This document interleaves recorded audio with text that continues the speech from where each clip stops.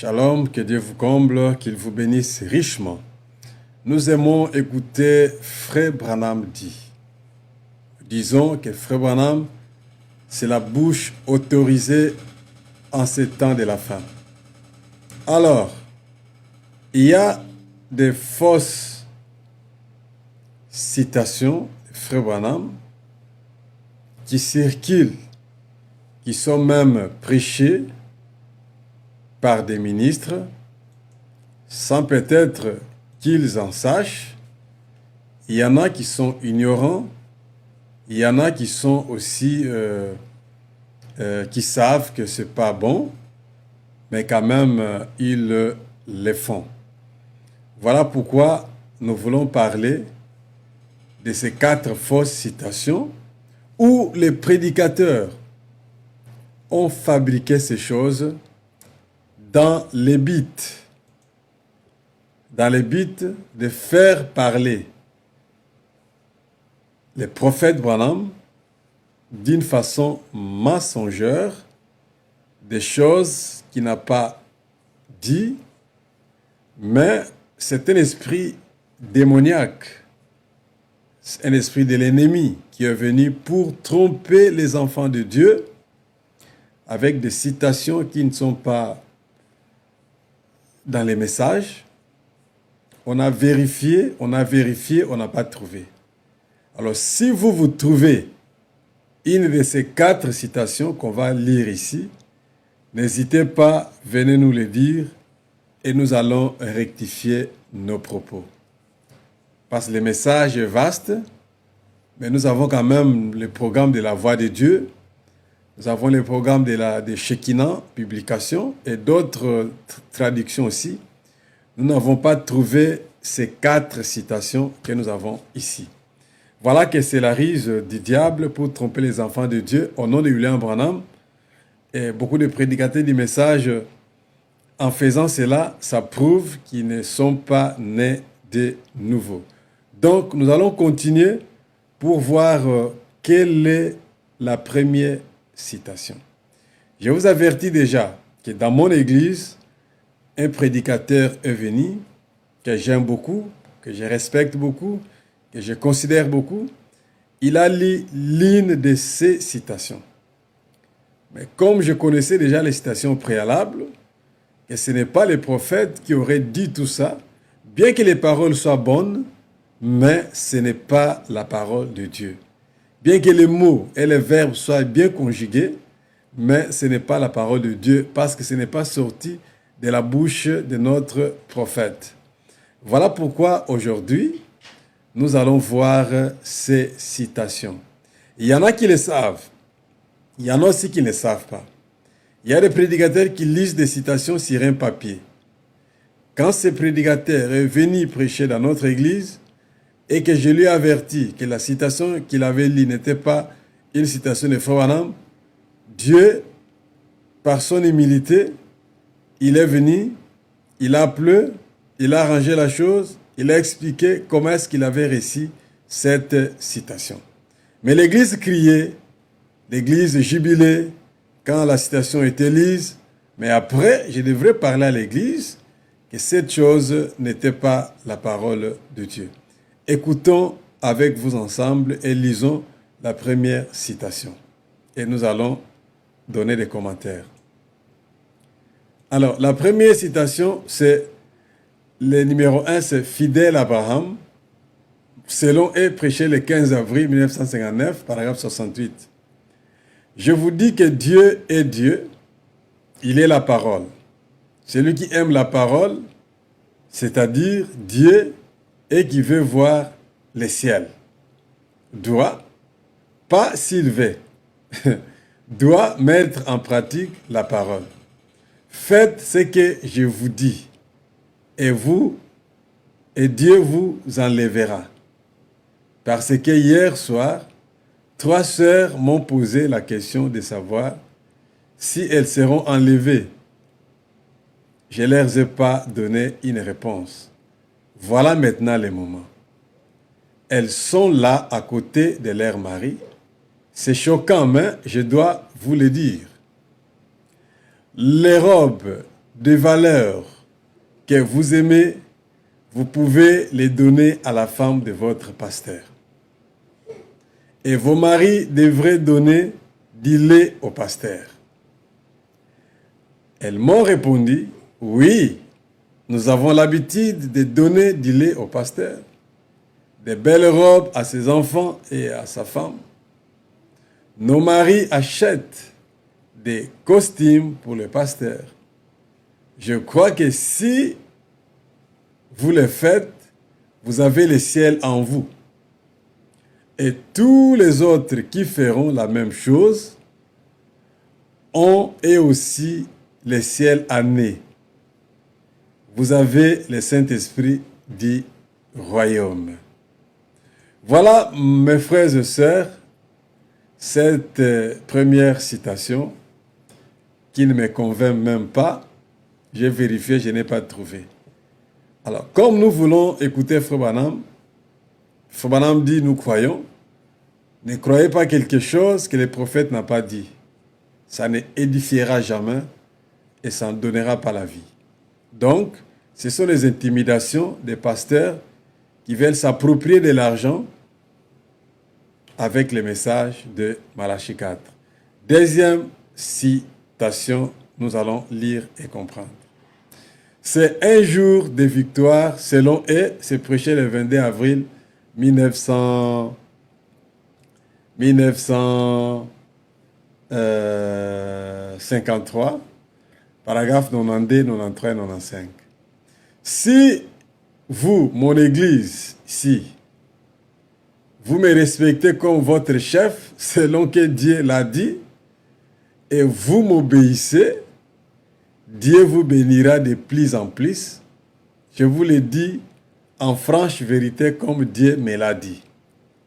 Si vous ne respectez pas les pasteurs ou un serviteur quelconque, vous êtes déchus de la grâce. Vous marcherez mourant. Mes frères et sœurs, quoi que vous donnez à votre frère charnel ou qui que ce soit, montrez cela à votre pasteur. Avant d'acheter quelque chose, à qui que ce soit, montrez à votre pasteur, voilà le Saint-Esprit. Il doit consacrer tout ce qui est dans votre maison, vêtements, assiettes, tout ce que vous avez. Beaucoup ont fait des erreurs par ignorance et se retrouvent en enfer. Payez vos dîmes et vos offrandes, c'est l'obéissance et le respect. C'est le Saint-Esprit que de se soucier de lui. Vous serez bénis et enlevés. Si le pasteur vous parle, vous devez garder le silence pour l'écouter. Mais si vous sonnez ou rejetez, vous verrez ce qui vous arrivera plus tard. Dieu marche lentement. Merci. Je vais vous dire quelque chose qui va vous choquer. C'est dire, mais je le dis parce que c'est Dieu qui me l'a dit de le dire. Êtes-vous chrétien, mon église, la congrégation? Si vous laissez votre pasteur mourir de faim, sachez que cette église-là n'aura pas le Saint-Esprit. Si vous laissez votre pasteur faire un chant, sachez que vous êtes sous la malédiction. Vous devez vêtir votre pasteur, contrôler sa maison, lui donner du lait, vêtir sa femme, parce que lorsque vous avez faim, pensez d'abord au pasteur. Si vous verrez, vous verrez la main de Dieu, essayez, vous verrez combien Dieu va vous bénir dans votre bien matériel. Je vous le dis, pas parce que je suis pasteur, mais quand j'étais à Chicago, j'ai dit à ceux de l'église pentecôtiste et tout ça. Vous comprenez déjà que même les trucs elles-mêmes, donc je n'ai pas même fini ça, je me tire de rire, donc ce n'est pas Frère Branham.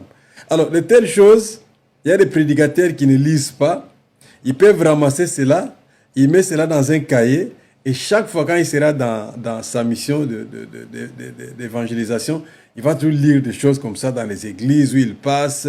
C'est pour intimider les gens, afin que les gens puissent donner. Et il y a aussi des chrétiens qui ne lisent pas, qui ne demanderont pas où est-ce que cela est écrit. Peux-tu nous donner l'écriture? Peux-tu nous donner la brochure, la référence et tout? Voilà, ça doit être avalé comme ça. Et puis, quand c'est avalé, ça n'aidera pas, ça n'apportera pas la vie. Donc, vous voyez un peu. Alors, citation numéro 3, nous allons lire encore, voir qu'est-ce que ça dit. Écoutez là-bas. Alors, la porte du Caire, selon 12 mars 1963, paragraphe 3. Ces 2 semaines ont été courtes pour moi, sachant que demain clôturera cette rencontre. Je disais juste au frère Shore combien j'apprécie cette excellente chose que les frères et les sœurs ont faite. Ils ont reçu le Saint-Esprit et ont commencé à donner des cadeaux. Ils ont l'amour les uns envers les autres. Une chose est certaine, je le jure devant Dieu et devant vous, ceci vient du royaume. C'est dire, mais les chrétiens écouteront et les mettront en pratique. Qui sont les chrétiens ici? Je vois les mains levées. Merci beaucoup. Voici la chose, je ne voulais pas le dire, mais Dieu m'a dit de le dire. Pour être chrétien et voir le royaume entrer au ciel ou avoir le baptême du Saint-Esprit, vous devez partager vos biens en 2 parties. Une partie pour les pasteurs et les chrétiens. Payez vos dîmes, sinon vous n'entrerez pas et vous n'avez pas le Saint-Esprit. Galates 6:6. Ce sera facile pour les chrétiens et non pour les incrédules. Je vous laisse ça pour que vous puissiez voir Dieu. Donc, je vous laisse ça pour que vous puissiez voir Dieu.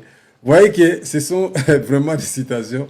Quand tout homme qui lira ça, qui connaît le message, il peut vraiment s'en en moquer, il peut rire de ça. Donc, ce sont des plaisanteries que les gens ont créées pour blaguer avec ces messages.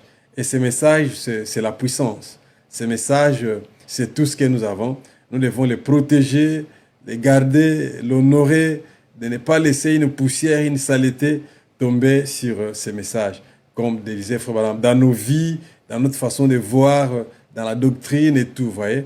Donc, c'est un peu ça. Alors, pour terminer, la 4e citation dit ceci, et écoutez ça. Alors, la 4e citation dit les grands princes et rois. C'est l'écriture qui a été lise dans notre église par un ancien, un prédicateur, et nous avons corrigé cela, et lui s'est humilié. Il avait quand même demandé pardon. Paragraphe 38. Oh, les larmes coulent sur mes joues. Je me demandais si un jour après mon départ, ces choses seront apportées de cette même manière, telle que Dieu me l'a donnée. Je ne vais pas les laisser entrer entre les mains des lâches qui ne diront pas ce que je dis. Oh Dieu, envoie-nous des ministres qui resteront toujours fidèles à ce message de ce matin que tu m'as donné. Une fois que ça sera prêché, tel que je l'ai prêché avec crainte, craignant que je ne dise pas ce que je ne devrais pas dire, de peur que je désoriente le salut de l'humanité, car le salut de l'humanité est lié à ceci. Écoutez-moi, chers ministres, ces peuples que vous conduisez ne vous appartiennent pas. Leur salut est lié au ministère de Malachie 4. Si cette bande tombe entre vos mains, ne tournez pas le sens de ce que j'ai dit. Je sais que beaucoup de ministres ne resteront pas fidèles à ce message ou ne me comprendront pas. C'est pour cela, Branham Tabernacle, si après mon départ, vous trouvez un ministre qui vous prêchera ce message tel que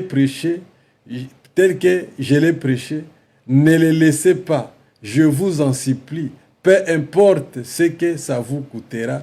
Si c'est pour vendre vos maisons, pour les maintenir, ne les laissez jamais, parce qu'ils ne seront pas nombreux sur la terre. Oh, mon Église, promets-moi, si vous les trouverez, vous ne les laisserez jamais et vous ne l'éloignerez pas de vous. Car je les ai cherchés partout dans le monde, je n'ai pas trouvé. Mais si chaque Église trouvera un de ces genres accrochez-vous, accrochez-vous sur lui, parce que je sens que mon temps est proche de quitter la terre, mais je ne cesserai pas de prier avant de quitter la terre. Que Dieu nous envoie ces hommes. Église, soutiens ces hommes qui vous diront les messages tels que je l'ai prêché. Ce que vous aurez fait pour eux, ça sera pour Dieu que vous l'avez fait. Et il vous payera. Et si un tel homme travaillera dans une église quelconque et qu'on ne prend pas soin de lui, ça sera la plus grande malédiction de ce peuple-là. Que Dieu vous bénisse et qu'il vous aide à comprendre et à croire ces messages. Alors voilà des écritures avec de bonnes paroles convaincantes, de bonnes paroles qui peuvent persuader, mais ce n'est pas l'évangile, ce n'est pas la parole. Donc voilà mes frères et sœurs, cette vidéo peut tomber entre vos mains.